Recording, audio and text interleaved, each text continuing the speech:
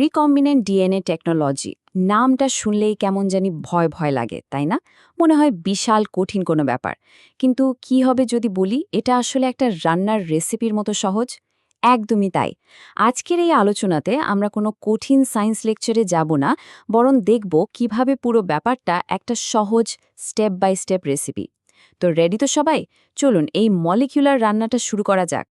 তো সবার আগে জেনেটিক ইঞ্জিনিয়ারিং জিনিসটা কি সেটা একটু সহজ করে বুঝে নিই।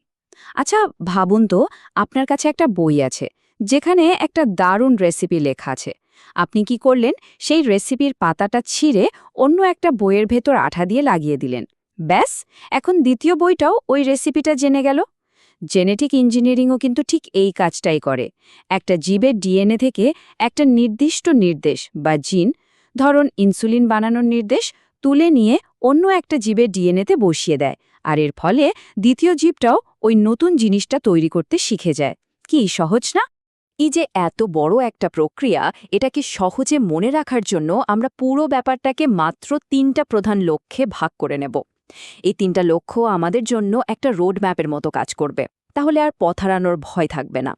চলুন দেখে নিই আমাদের মাস্টার প্ল্যানটা।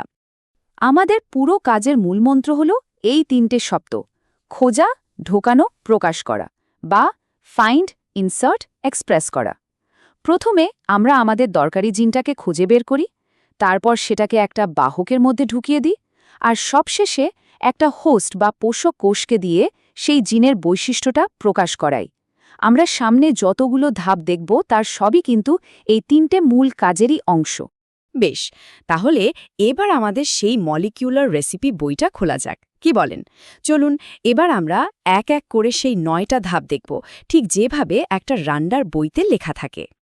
আমাদের রেসিপির প্রথম ৫টা ধাপ চলে এসেছে। দেখুন কি দারুণভাবে সাজানো। প্রথমে ঠিক করতে হবে আমাদের কোন জিনটা দরকার, মানে রান্নার মূল উপাদানটা কি হবে। যেমন ধরুন ইনসুলিন তৈরির জিন। এরপর সেই জিনটাকে তার আসল জায়গা থেকে আলাদা করে বের করে আনতে হবে। তারপর লাগবে একটা ডেলিভারি ভ্যান বা ভেক্টর, যেটা আমাদের জিনটাকে ঠিক জায়গায় পৌঁছে দেবে।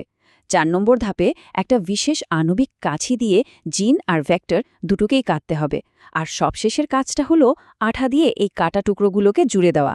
একদম লজিক্যাল, তাই না? এখানে একটা বেশ মজার ব্যাপার আছে কিন্তু। মাঝে মাঝে বিজ্ঞানীরা সরাসরি ডিএনএ থেকে জিন না নিয়ে একটু ঘুরপথে এমআরএনএ থেকে সিডিএনএ বানান।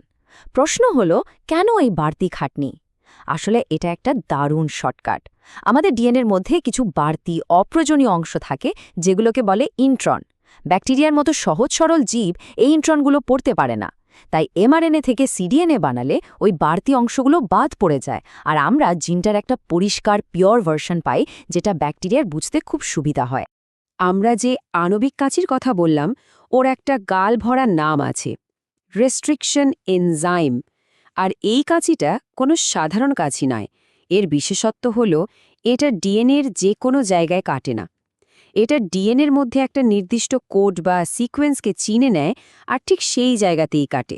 একদম নিখুঁত নিশানা। খুবই জরুরি একটা প্রশ্ন, তাই না? কেন একই কাঁচি ব্যবহার করতে হবে? আচ্ছা, সহজ করে ভাবি। ধরুন একটা পাজলের দুটো টুকরো জোড়া লাগাতে হবে। টুকরোগুলো যদি একদম পারফেক্টলি ম্যাচ করে, তবেই তো জোড়া লাগবে, ঠিক? এখানেও ব্যাপারটা ঠিক সেরকমই। আমরা যখন জিন আর ভেক্টর দুটোকে একই রেস্ট্রিকশন এনজাইম দিয়ে কাটি, তখন ওদের কাটা মাথাগুলো একদম একই রকম দেখতে হয়। এদেরকে বলে স্টিকি এন্ডস বা আঠালো প্রান্ত।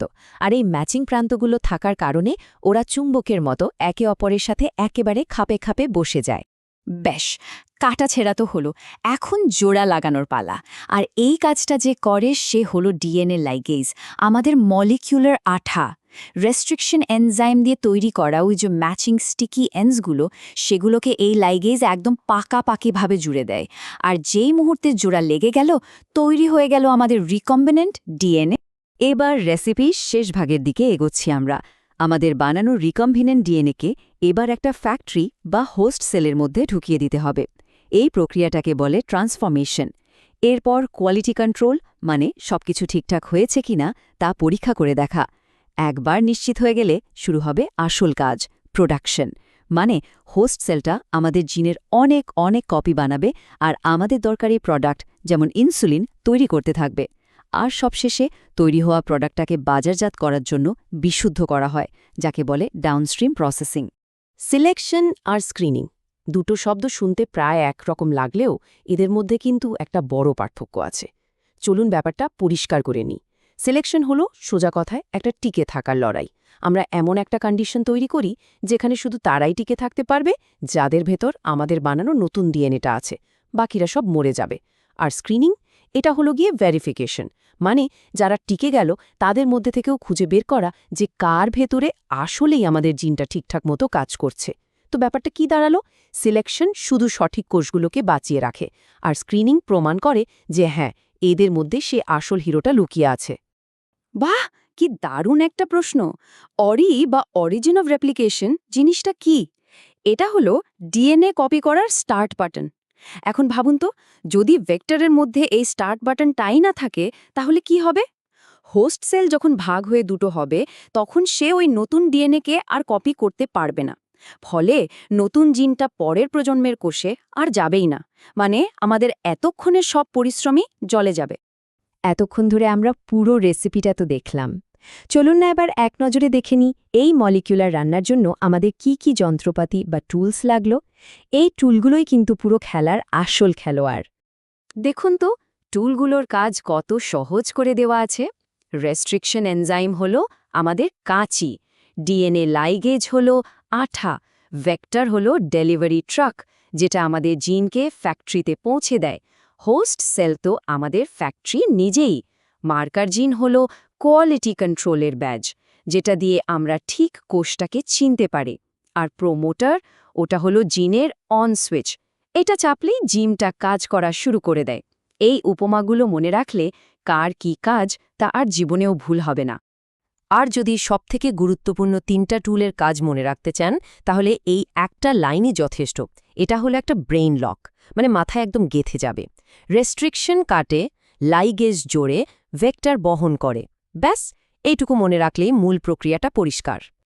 আচ্ছা, রেসিপি তো শেখা হলো, কিন্তু এই রেসিপি দিয়ে আখির হয়টা কি? কেন এটা এত জরুরি? চলুন এবার ল্যাবের চার দেওয়াল থেকে বেরিয়ে বাস্তব জীবনে উঁকি দিই আর দেখি এর অসাধারণ সব ব্যবহার। এই প্রযুক্তির অবদান ভাবলে অবাক হতে হয়। ডায়াবেটিস রোগীদের জন্য জীবনদায়ী ইনসুলিন তৈরি হচ্ছে এই পদ্ধতিতে। ফসলের ক্ষেতে পোকা তাড়ানোর জন্য তৈরি হচ্ছে জিএম ফসল। কত রোগের নতুন নতুন ভ্যাকসিন আর পরীক্ষা নিরীক্ষার পদ্ধতিও তৈরি হচ্ছে এর সাহায্যে।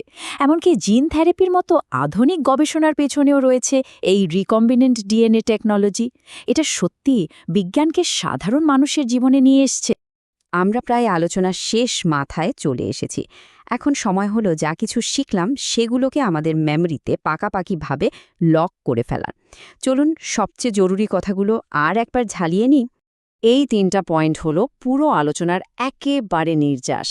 1 নম্বর, জেনেটিক ইঞ্জিনিয়ারিং মানেই হলো একটা জিনকে এক জায়গা থেকে আরেক জায়গায় নিয়ে গিয়ে নতুন কোনো বৈশিষ্ট্য তৈরি করা। 2 নম্বর, সিলেকশন দিয়ে আমরা সঠিক কোষগুলোকে বাঁচিয়ে রাখি আর স্ক্রিনিং দিয়ে নিশ্চিত হই যে তাদের মধ্যে সঠিক জিনটা আছে। আর 3 নম্বর, প্রোমোটার হলো সেই অন সুইচ যেটা জিনকে চালু হওয়ার নির্দেশ দেয়। এই 3টা কথাই হলো আসল খেলা। আর যদি মনে হয় সবকিছু গুলিয়ে যাচ্ছে বা ভুলে যাওয়ার ভয় পাচ্ছেন, তাহলে শুধু এই একটা বাক্য মনে রাখুন। একটা জিন পছন্দ করুন, ওটাকে আর একটা ভেক্টরকে একই কাঁচি দিয়ে কাটুন, আঠা দিয়ে জুড়ুন, হোস্টে ঢুকিয়ে দিন, সঠিকগুলোকে বেছে নিন, আর সবশেষে জিনটাকে দিয়ে আপনার দরকারি পণ্যটা বানিয়ে নিন। ব্যাস, এই একটা বাক্যই হলো আমাদের পুরো মলিকিউলার রেসিপির আল্টিমেট সামারি। এখন তো এই দারুণ শক্তিশালী প্রযুক্তির রেসিপিটা সবারই জানা হয়ে গেল। তো একটু কল্পনা করুন তো, এই জ্ঞানটা ব্যবহার করে সবার আগে কোন অসাধারণ জিনিসটা তৈরি করা যায়। আমাদের চারপাশে এমন কি সমস্যা আছে যার সমাধান হয়তো এই রেসিপিটাই করে দিতে পারে? এই প্রশ্নটা আপনাদের ভাবনার জন্যই রেখে গেলাম।